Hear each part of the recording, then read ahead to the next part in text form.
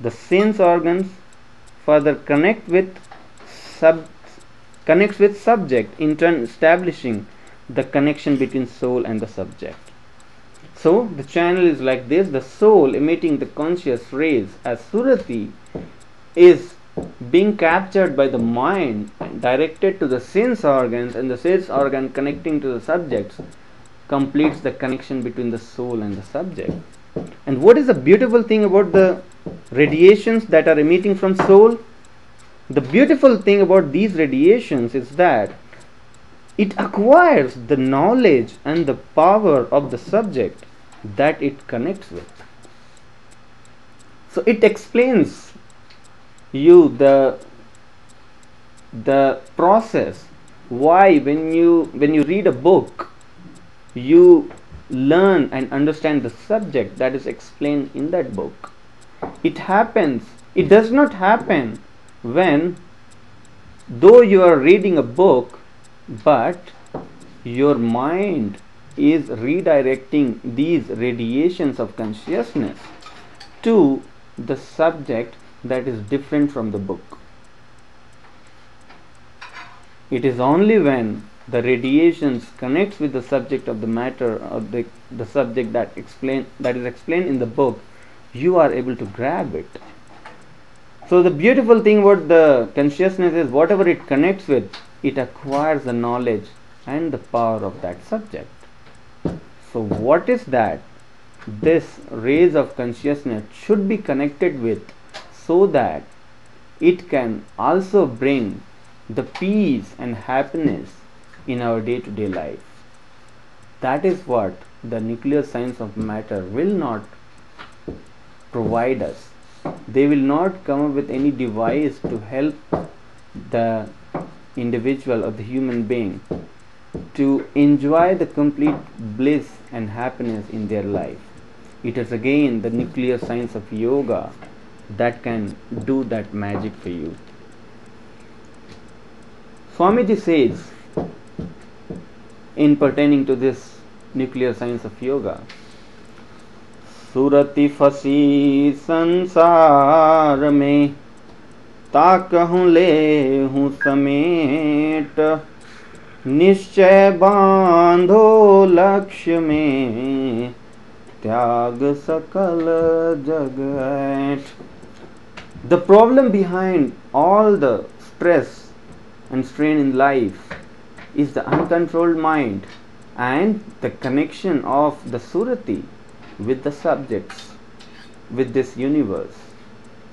Swamiji is instructing to practice the level 1 meditation that helps in reversing the direction of flow of consciousness from outward to inward. These rays of or these radiations from soul, the Surati, the consciousness, can only be reversed through the science of spirituality, through the nuclear science of yoga, Vihangam yoga. Not the nuclear science of matter can do anything about it. When we reverse the direction of consciousness from outward to inward, what happens? The nuclear science further explains. It says there are other radiations that are existing in this universe which produces various universal sounds in this universe. To name a few, it is Niranjan, Om, Soham, Shakti, Narankar.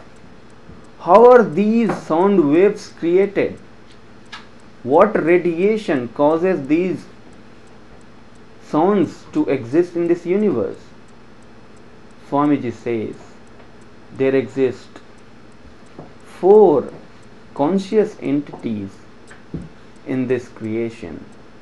Swamiji says, एक सकल असकंभ है, एक चलावन हार, बंध मुक्त तत्व एक है, एक छुड़ावन हार. Swamiji is talking about one chalavan har. In the nucleus to all these sounds, the universal sound that exists, is that Chalavanhar, the cosmic executor that Mr. Raj also explained about. That cosmic executor, when it appears in this universe, it emits the conscious rays to the universe, causing the vibration in the basic element, the cosmic egg, and the creation starts. And in the process, it also produces various soothing sound, the universal sound that is heard or experienced only when the reversal of consciousness of a soul happens from outward to inward. So in the process, we get to hear Om. Om is an is not an everlasting sound, but it's a universal sound that one experiences when the reversal process starts. And in that sound of Om, the mind is purified, and a very blissful experience comes in the soul in the process, and it enjoys the bliss of that sound Om. Further, the basic question that remains, how that the conscious rays of soul is everlasting? How come these radiations are never ending? That redirect us or forces us to think about a constant connection with another entity, and probably that is what the soul is constantly trying to completely unite with. So how does the rays of consciousness from soul is everlasting? How does it never end? Swamiji says that this human body is a beautiful creation. Within this body, the soul exists in the portion where the heart is there, and there is a secret nerve called Sushmana. This Sushmana directly connects with Makartar, and Makartar takes the connection of Sukhmana to the infinite ocean of consciousness, the abode of bliss, the Satchidanand. This way, the soul is connected with that everlasting source of consciousness, the Supreme Being, and it directly acquires that consciousness from that abode and is ever radiating that rays of consciousness, and it is never ending. So the soul is conscious, or it is always radiating consciousness just because it has a connection with an abode, but that connection is not being leveraged.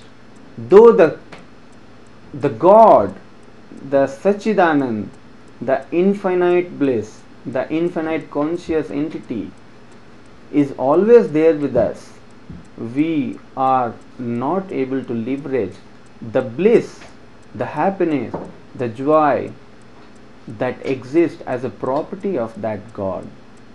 And it is again the nuclear science of yoga that helps in bringing that bliss or deriving that bliss and joy in an individual life.